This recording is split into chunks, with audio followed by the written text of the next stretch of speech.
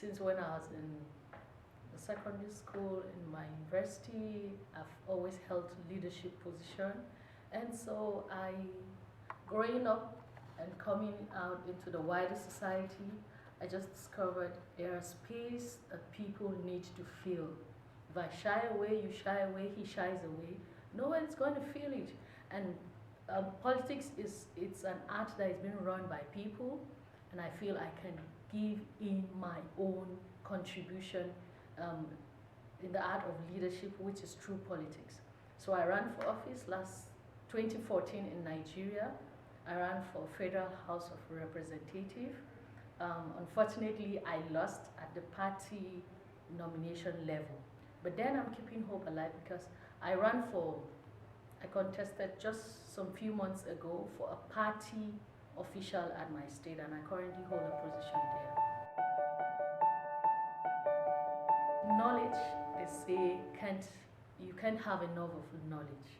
So I'm here basically to learn few out of a lot, one of which is the art of fundraising, because someone said you need money. You need three things to run a successful campaign: money, money, money.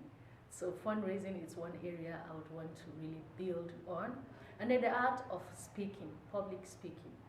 Yeah, if I want to run a successful fundraising, how do I let you know my good intentions if I do not know how to communicate my points? So the art of public speaking is one area I'm interested in. And then I just learned something yesterday, polling, how you generate the number of people you really need on your side, so you could concentrate on those certain group of people, and a lot of other things to learn.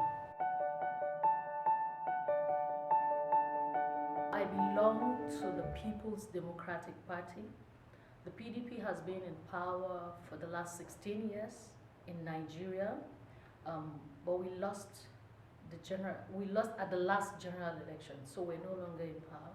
But interestingly, in Nigeria we have two major political parties, and PDP, which is the party I come from, have clearly allocated 35% of positions, slots for women.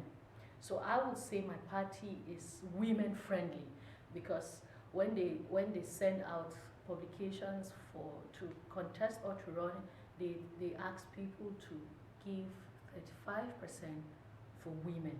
And so that's one area that women lean on, because it's encouraging. Unlike other parties that they don't really care about women, they do not specify a certain percentage for women to go into. So I would say my party has given us a level playing ground, and there are funds in the party, although it's little, but there are little funds for women to draw in to run for office. But then politics is tough. So no matter how conducive it might look, or it might look on the papers, it's not as it is on the field. So it's still a tough ground. There are structures we are working on. Particularly, I belong to, there's this group, Women in Politics in Nigeria. It's basically to motivate women, to encourage women, to support women, and to lobby, because it's very important.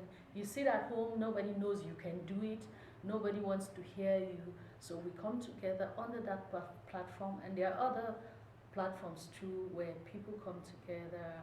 I'm actually championing a small group in my state, small group where other young women, I call them together, I encourage them to venture into it. Even, it mustn't be at the big level, but you could start from the small level in your community, show appreciable interest, and we'll get there. I do not have a specific role model, but I will say my parents are entirely my role models. My father, my mother. You see, politics is not out of our lives. politics is a way of life. You have a leader who manages daily affairs, and so it's just like running a house. And so I have been following pockets of people around, and I'll tell you, I have interest in Julius Malema of South Africa. He's a young chap, although he's a guy, not a woman, but I have a couple of women who have been successful leaders, not just in politics. I must mention the late Professor Dora Kuni. She was an exceptional woman, and she led fearlessly. She led fearlessly, although not in politics. She was head of a drug agency in Nigeria, where she fought to stop counterfeit drugs, where it was killing people. So she was actually my role model. And then a lot of other people who have done small work, but then it touched a lot of life. And then coming to the second question, he said, what are the gains of women in politics? A lot of gains. There's this saying, if you don't say it, nobody will say it for you. And when you wear the shoe, you know where it pinches. So with women in politics, we tend to say it the way it is. We tend to present it the way it is. When you have women in an organization, in an office, and politics, it's not an exception. They tend to bring their issues from their own point of view. They tend to bring the issues on table themselves. And so when policies are being made, they talk about it, how it will improve the woman, the girl child. And so a lot of things, a lot of gains.